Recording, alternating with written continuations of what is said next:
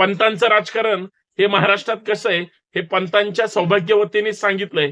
आता विधानसभेमध्ये ते प्रॅक्टिकल सुरू. नाना पटोले आता महाविकास आघाडीच्या बैठकीला जास्त दिसत नाहीत. उद्धव ठाकरे, नाना पटोलेच काय कुणाचाच फोन उचलायला तयार नसतात, उचलतच नाहीत. याचा अर्थ समजा ह्याने 150 घेतले, त्यांनी 75 घेतले, झाले ना 225. आता ह्या 225च्या नंतर अजितदादांच्या वाटेला घटस्फोटाचं राजकारण कसं घडतं त्याचं एक साधं उदाहरण आहे. कदाचित भाजप आणि शिंदे साहेबांसोबत नाही जमलं, कदाचित स्वतःचं अस्तित्व टिकवण्यासाठी अजितदादा जर बाहेर पडले तर अशी शक्यता आहे की ते महाविकास आघाडीला काहीतरी डिस्टर्ब करते.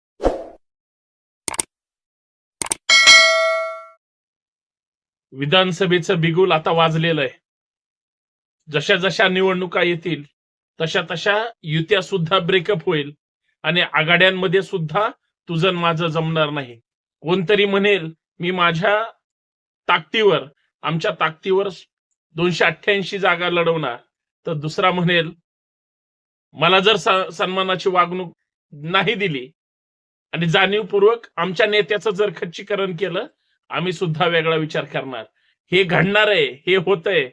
कारण लोकसभेमध्ये जो काही झटका बसलाय सत्ताधाऱ्यांना आणि जी काही जनतेने ह्या घाणेरड्या राजकारणी नेत्यांची लायकी दाखवली, त्याच्यामधून एक गोष्ट स्पष्ट झाली की खऱ्यांचं राजकारण होणार आहे आणि खोट्यांची नौका ही तळाला जाणार आहे. आणि याच्यात नो डाऊट मित्रांनो, याच विधानसभेच्या निवडणुकीमध्ये बरेच घटस्फोट पाहायला मिळतील. घटस्फोटाचं राजकारण पाहायला मिळेल आणि स्वार्थाच्या राजकारणामध्ये सत्तेच्या चाव्या मात्र दुसऱ्याच्या हातात जाणार आहेत, हे वेगळं सांगायची गरज नाही. बरेच जण म्हणतात, मी सगळ्यांशी चर्चा करतो, बरेच जण म्हणतात की सत्ताधारी जे काही 3 पक्ष आहेत आणि विरोधी जे काही 3 पक्ष आहेत हे प्रमुख पक्ष आहेत ज्यांचे आमदार सत्तेमध्ये किंवा निवडून आलेले आहेत.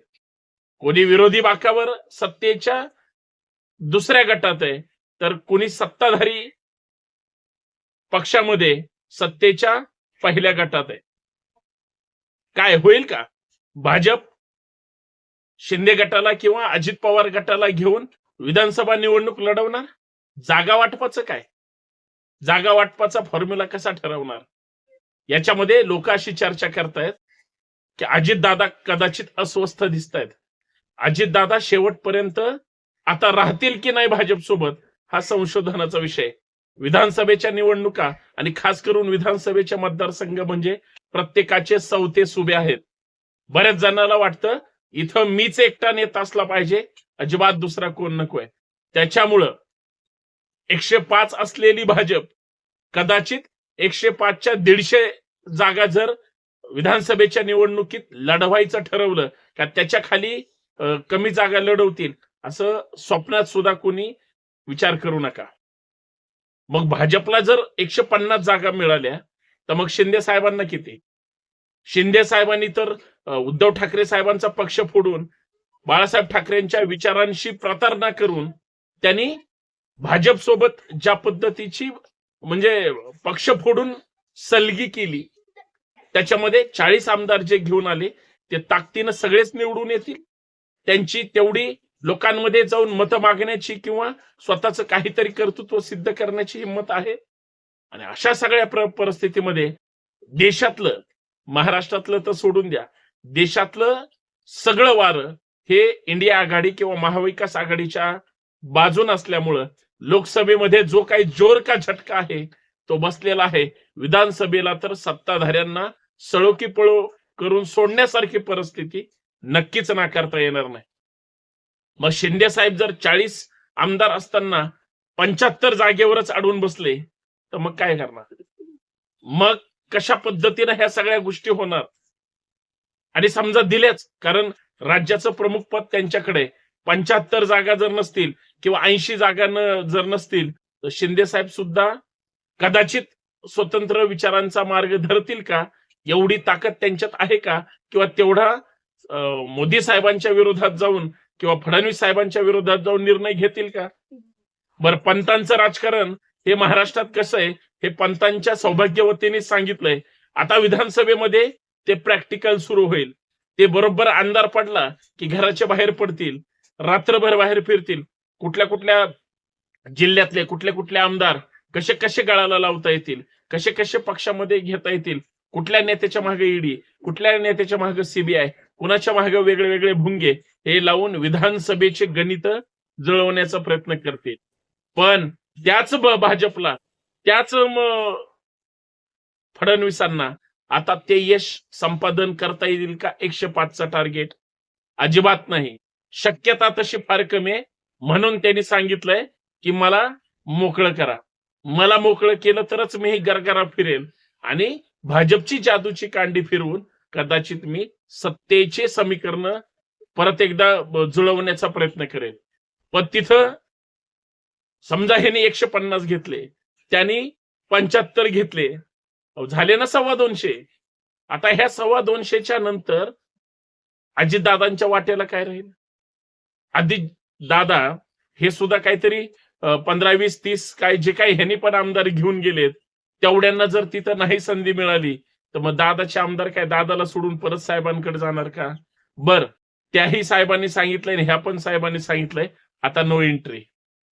सोडून गेलात ना, पक्ष फोडलात ना, मग तुम्हाला आता आमच्याकडे प्रवेश नाही. मग अशा सगळ्या परिस्थितीमध्ये दादा किती जागा घेतील?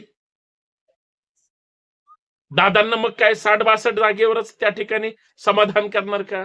आणि मग अजून जे मित्र पक्ष आहेत, अपक्ष काही आहेत, कदाचित ते पक्षाच्या चिन्हावर येतील किंवा न येतील. पण या सगळ्या घडामोडीमध्ये जर दादांनाच 50, 60, 70 जागा जिंकायच्या असतील, 50चा आकडा एक दादांसाठी महत्वाचा आहे का? त्याशिवाय किंमतच राहणार नाही.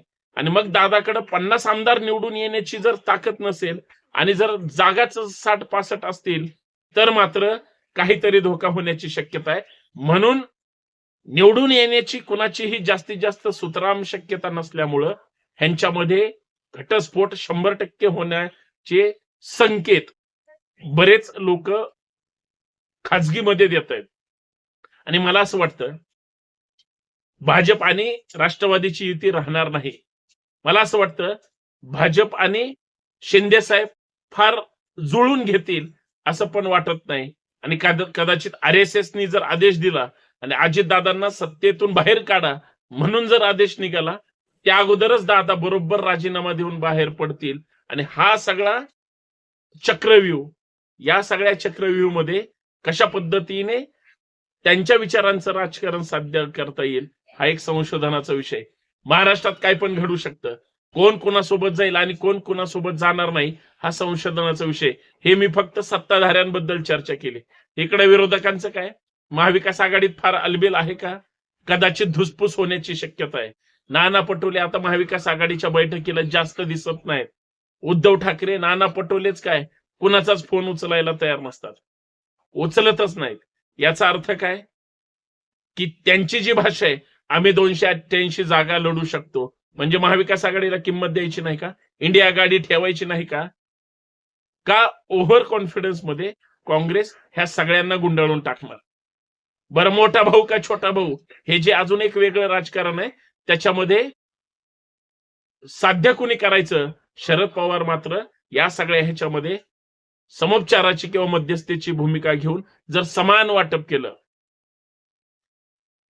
जर समान कदाचित चर्चा झाली तर नाही म्हणलं तरी 92-93 समजा 93 जागा जरी घेतल्या तरी 288 मध्ये त्यांचं जमू शकतं. आणि मित्र पक्षांना काय 1-2 जागा देऊन ते बोळवण करू शकतात. काही जागेवर राष्ट्रवादी काँग्रेस अर्थात शरद पवार 2 पावलं पाठीमागे यायला तयार आहे, त्यांनी परवाच जाहीर केलं. पण ह्या जाहीरकरणामध्ये आम्हाला जास्तीचा वाटा मिळाला पाहिजे, ही जी अहमपणाची भावना आहे ती फार चमत्कारिक आहे. लोकसभेमध्ये असं कधीच होत नसतं, ते यावेळेस घडलंय. म्हणजे विधानसभेमध्ये सत्ताधाऱ्यांचा विरोधकांनी ठरवलं तर, विरोधक जर ताकदीने एकत्र आले तर, महाविकास आघाडी मजबूत झाली तर सत्ताधाऱ्यांचा सुपडा साफ होऊ शकतो. पण त्यासाठी सत्ताधाऱ्यांना एकत्र राहावं लागेल. तू बडा की मैं बडा म्हणून चालणार नाही. इथं महाराष्ट्र जिंकण्याची स्वप्न असतील तर मग विजयाचं भगवा मंत्रालयावर फडकेल. आणि जर इथं अहंकाराचे त्या ठिकाणी झालर जर पांघरलेली असेल तर मात्र परत पराभवाचे धक्के हे विरोधकांना किंवा सत्ताधाऱ्यांना हे सोसावे लागतीलच, हे नकारता येणार नाही. आणि या सगळ्या ह्याच्यामध्ये घटस्फोटाचं राजकारण कसं घडतं त्याचं एक साधं उदाहरण आहे. कदाचित भाजप आणि शिंदे साहेबांसोबत नाही जमलं, कदाचित स्वतःचं अस्तित्व टिकवण्यासाठी अजितदादा जर बाहेर पडले तर अशी शक्यता आहे की ते महाविकास आघाडीला काहीतरी डिस्टर्ब करतील किंवा कुणाला तरी सोबत घेतील. आणि काँग्रेसनं जर कदाचित नाही जुळून घेतलं तर मग असं होऊ शकतं का काँग्रेस अजित पवारांना सोबत घेऊन निवडणूक लढवेल का? असं होऊ शकतं. उद्धव ठाकरे साहेब आणि शरद पवार साहेब हे दोघं एकत्र मिळून विधानसभा लढवतील आणि महाराष्ट्रामध्ये वेगळाच पॅटर्न त्या ठिकाणी निर्माण होईल. आपण एकदा वेगळं वेगळं लढून बघू आणि नंतर एकत्र येऊ. आपण वेगळं वेगळं लढू आणि नंतर भाऊ म्हणून एकत्र येऊ. अशा पद्धतीचं जर राजकारण कदाचित ह्यांच्या डोक्यात असेल, असं सुद्धा घडू शकतं. घटस्फोट हा विधानसभेमध्ये ठरलेला आहे आणि घटस्फोट या राजकारणामध्ये जुळणार की तोडणार, ताणणार की ताणूनच धरणार, हा मात्र संशोधनाचा विषय. बघू काय होतंय. परंतु विधानसभेमध्ये निवडणुकांचं चित्र मात्र अत्यंत वेगळं असेल. खरंय की नाही? आवडलं तर शेवटपर्यंत व्हिडिओ पहा आणि जास्तीत जास्त शेअर करा. धन्यवाद.